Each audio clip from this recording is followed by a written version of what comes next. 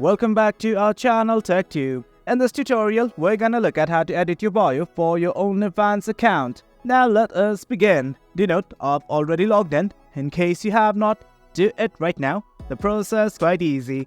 Now let's simply look at how to edit the bio. For simplicity, let's just say editing bio relates to going to profile. So on the left hand side, just below add cart, you can see a button like this called as my profile. Click on it, and as such you will be redirected to this section. Right here, this is my bio.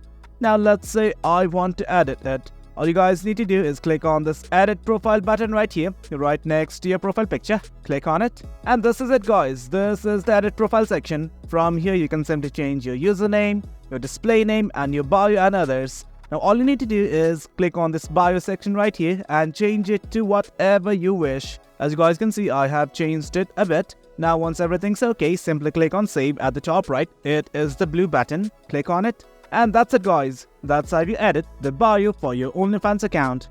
The process quite easy. If you found this video informative, do remember to hit like, share and subscribe. We will be uploading videos like this pretty soon. So until next time, thank you.